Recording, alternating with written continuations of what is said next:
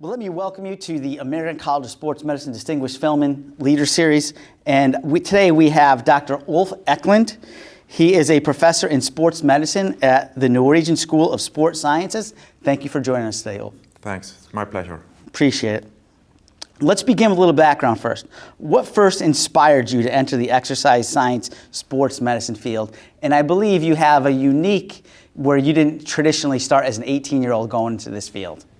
No, not really. But I started doing my training in physical education and biology.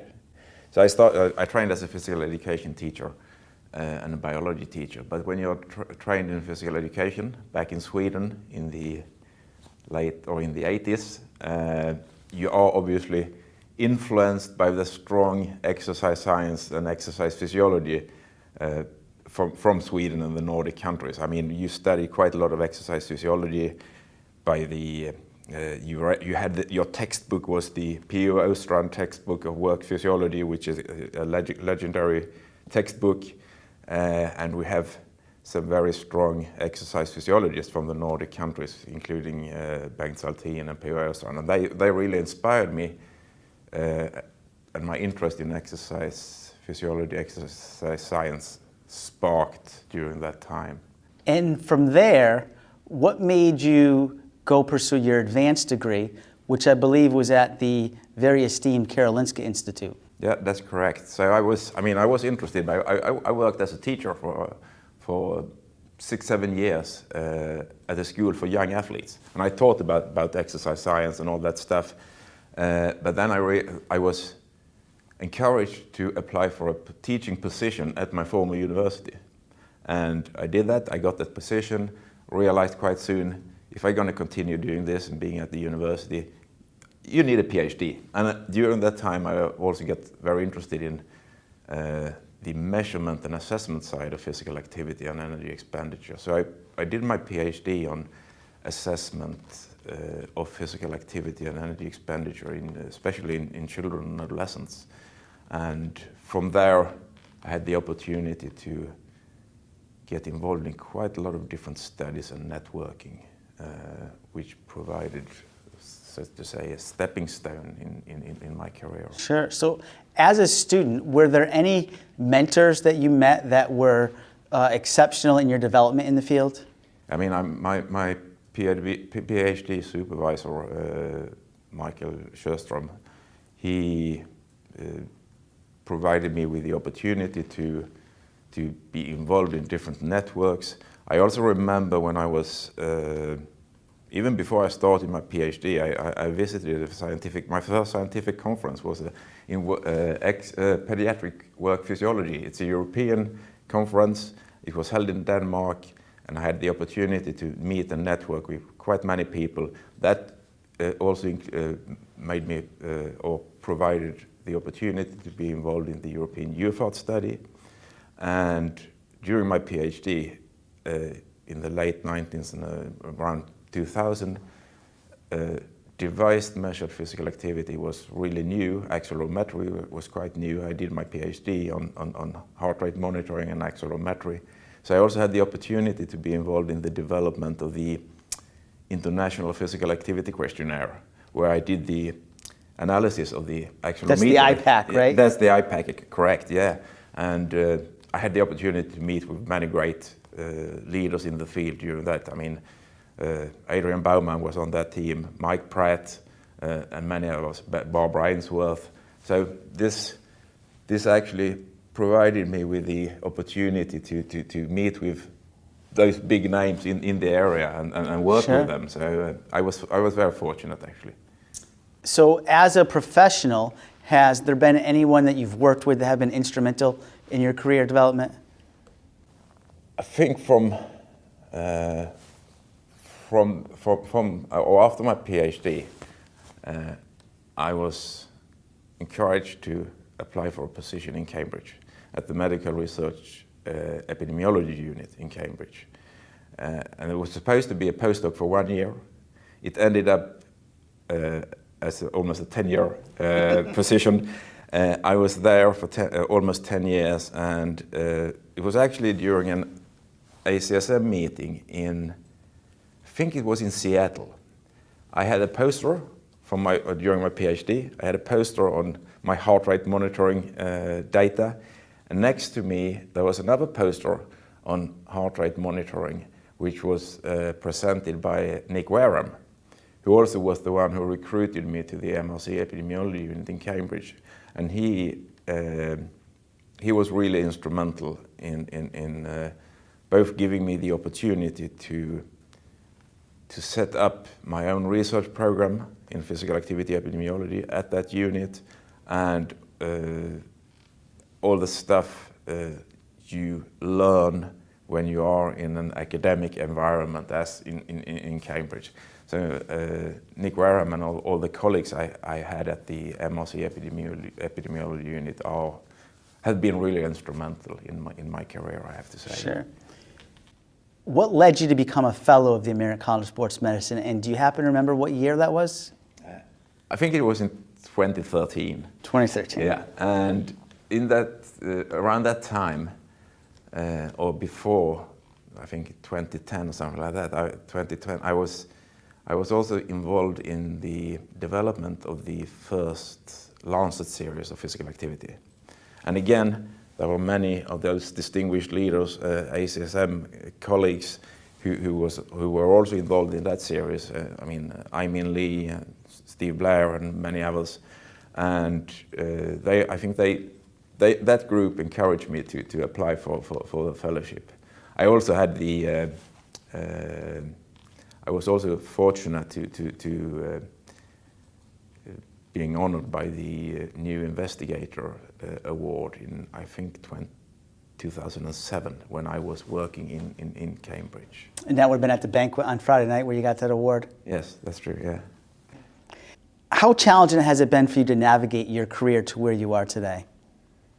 I don't think it has been that challenging. I mean, I never, from the beginning, I never really set out to become some sort of a famous researcher or something like that, because I wanted to do my PhD, yes, to be able to get my voice heard at the university where I was supposed to. Sure. And then one thing led to another thing, and it was like a stepping stone. But I've always been really, really fascinated and interested in physical activity and the importance of physical activity for health.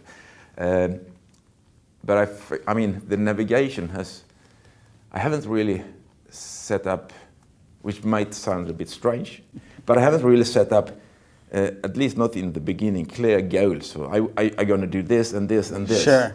It's basically happened, more or less. But I also think you probably have to place yourself in those situations where these things happen. Yes. So that leads me to my next question, which you've obviously navigated a successful career thus far. So what advice might you have for a young professional who is energetic and excited about this field in helping them to navigate to their next step in the field? I think networking, personal contacts are crucial. And as I said, the opportunities I have had for networking, especially at the annual meetings, the ACSM annual meetings, but also other conferences, where you have the opportunity to really meet people face to face.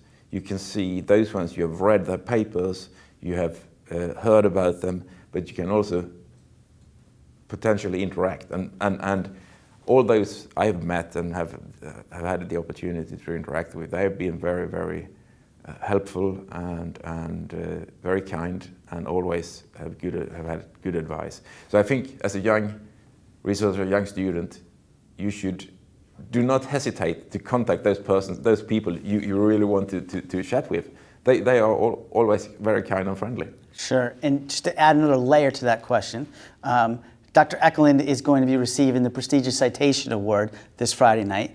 And as an international expert career, how would you give advice for an international student looking to try and to navigate their career in the exercise physiology world? Yeah, I mean, I think it relates to what I said. I mean, I think it's important to try to build a network. I think it's important to try to find an area of research which you're really determined and interested in. And maybe it could be something like being an expert in a methodology, because then I think you have a strong advantage, and making contact with people. Do not be afraid to ask questions, do not be afraid to send an email, but again, personal contacts and personal interactions are key as I see it. So in your career, I believe you have over 400 peer-reviewed publications to your name by now. Something like that, yes. Which is outstanding. What advice would you have for a young professional in trying to attain that level of publications in the field? I'm not sure the quantity is the most important. I think it's even more important with some high quality publications, actually. Sure. Quantity is just a number. Quality is even more important, and if you have the possibility to do something unique and something that is, you don't need to say it has to be, novel, because there's many of those quite, I'd say, simple research questions. We think we have an answer, but really we don't. If you really dig into it and you really see what's in there, what's in the literature, what it might not be that we know and we have the answer. So stating actually quite simple questions might be really good to start with. Within the American College of Sports Medicine, what would be some of the work that you're most excited about as being a professional in our organization? Well, I've had the opportunity to be as an international trustee on the Board of Trustees, and I was really honored to be elected by the members as an international trustee. That's something I'm really proud of, and also in the being part of the International Relations Committee. I served as an associate editor for medicine MSSE for a couple of years, and I'm now on the editorial board. And I think the MSSE is probably the sport and exercise science journal in the world, and which is the flagship journal of ACSM. So I'm really proud to have had the opportunity to serve the college in these Yeah, so you've had an exceptional career in serving our college. What advice would you give, once again, to the young professional who is looking to serve but maybe not know sure exactly how to do it or how to go about that? What advice would you have in helping them out to get to where they'd be comfortable in their career? I think. I remember when I went to some of the first annual meetings. I went to almost every session. I found an interest in it, but also in the special interest group meetings on Wednesday, Thursday evenings. I think they are really, if that area fits with your interest, I think that's a really good way to and start. For networking, once again, too. Exactly, networking I think networking is key. And I suppose, I don't know how that works, but I suppose in the US, if you're an American student, you have the opportunity for the regional chapters, to be involved in the regional chapters. Sure. And I think that might be something for the ACSM to consider, maybe an international student chapter. I think that would be fantastic to further the growth of the college. Exactly. And I think I don't know the exact numbers, but I think probably 10-20% of the members of the college are international members. And I think the college has an even further opportunity to extend and involve their international members in the ACSM college. Sure. So what advice might you have for students and or professionals who may be interested in helping out ACSM and being involved in ACSM? Is there any particular advice you'd give to them? I think they should try to. I mean, don't be afraid of getting involved, and that's a bit of the difficult question. So probably I have to think about that a bit more. Well, I agree. I think just putting yourself out there to get involved, and to learn about the various aspects of the organization to get involved in, I think could be very beneficial. Yeah, and again, there are always senior colleagues, senior members. They could be international members, international fellows. Do engage with them. Do discuss with them and ask them about advice. Sure. If they had the interest to get involved. And then one last question, kind of following along those same lines. What advice might you have for a international student, an 18, 19, 20, 21-year-old who is very excited about this field, but doesn't live in the United States? Yeah. Now I think today you have the opportunity to follow the ACSM and many other organizations online, obviously. If they have the opportunity, when they are undergraduate students, if they have the opportunity to attend the annual meeting, I think that would be terrific. If they don't have that opportunity, there are always national and more regional meetings in their area in sports medicine. I mean, in Europe and in Scandinavia, we have national meetings national sports science meetings in all the Scandinavian countries. I think that's a perfect first place to go, and many of our master students are presenting their first work or their master thesis on these national meetings, and I think that could be a stepping stone to then further go to the more international meetings, including ACSM. Sure. Well, I would like to thank Dr. Ekelund for finding some time today to meet with us for this Distinguished Leaders Filming Series. I appreciate it. Congratulations once again on your citation award, and I look forward to being there tomorrow night.